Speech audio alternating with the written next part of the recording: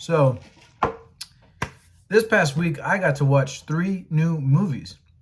Now, I watch movies all the time, but this time it's different because I got to watch 3 new movies, and there's a lot to talk about, so I wanted to do a quick take on all of them. So I'm going to talk about Mission Impossible: The Final Reckoning. I'm going to talk about Fountain of Youth on Apple TV, and we're going to talk Lilo and Stitch. This is, hopefully, movie quick takes. All right, starting with Mission Impossible. By far, my favorite movie of this past week out of the 3 that I watched.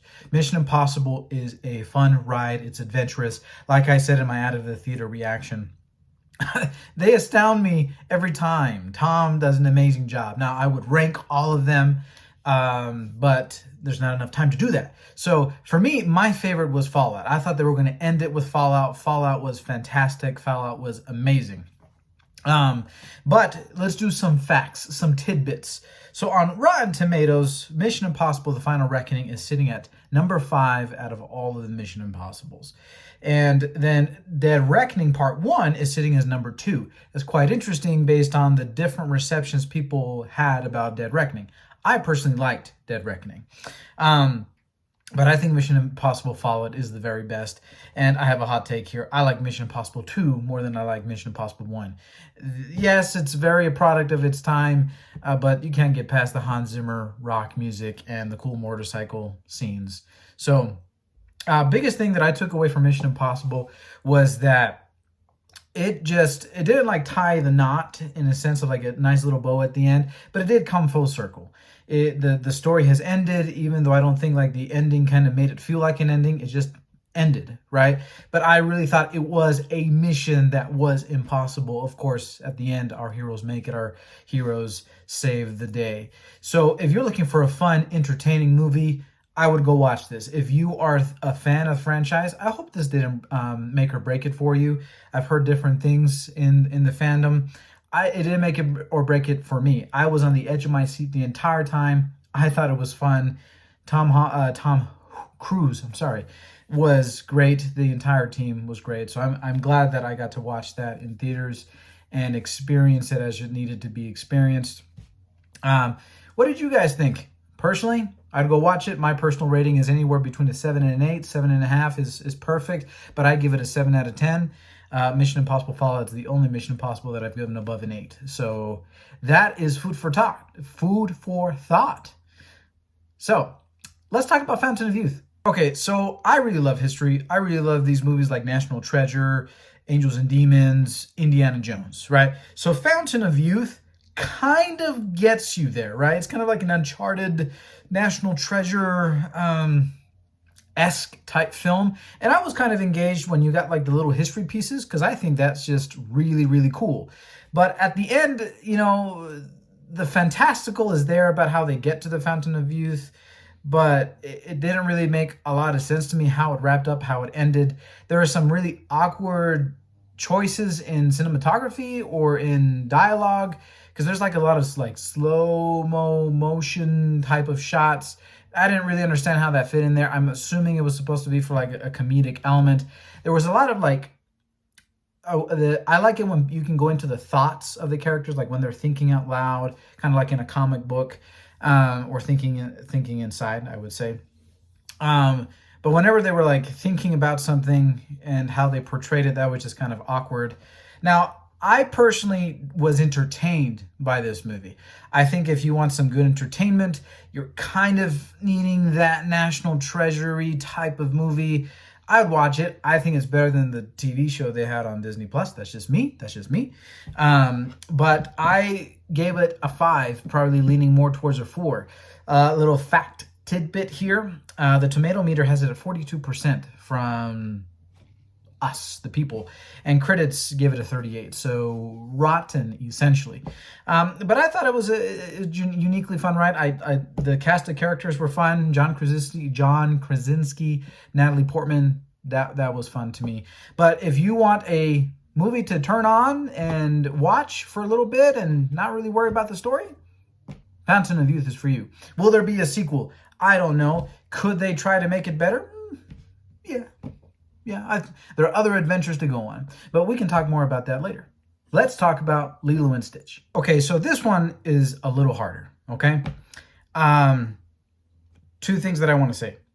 I didn't know that there are a lot of people who have never seen the animated movie. So I think that if you go to watch this movie and it's your first exposure to Lilo and Stitch, you probably going to really like this movie. At least that's how I feel, how I'm trying to get this first part of the message to go through. Now, second, the original cartoon, the original animated movie, and I agree with a lot of this. There's a lot you can do with animation, and there's a lot that you get attached to, and that was just something the character Jamba was talking about in this film.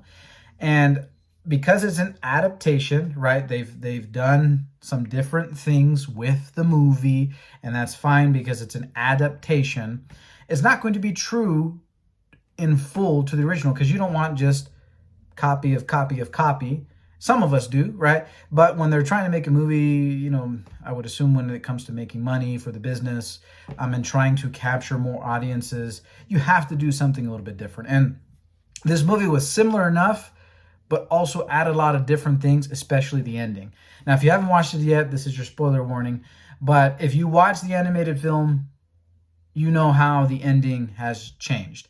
The ending doesn't end with everybody kind of together like the animated movie put it.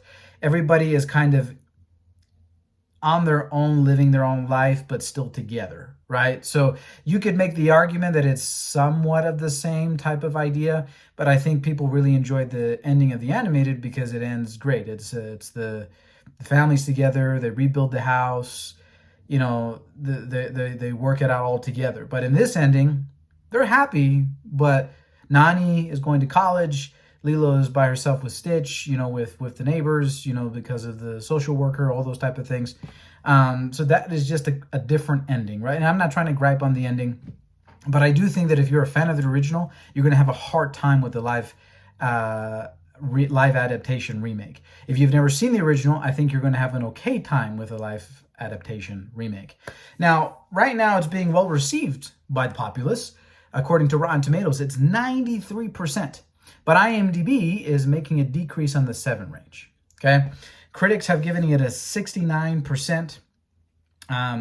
And then when it comes to the animated film, according to Rotten Tomatoes, critics give it an 86% and people gave it a 78%. So that is different. So I could be wrong. I could be on the side of, look, I love the animated one so much that it fills me with a lot of emotion. Not that this one didn't. This one made me more sad. The other one made me feel a little bit more hopeful. But I think that if you like Stitch, you should watch both.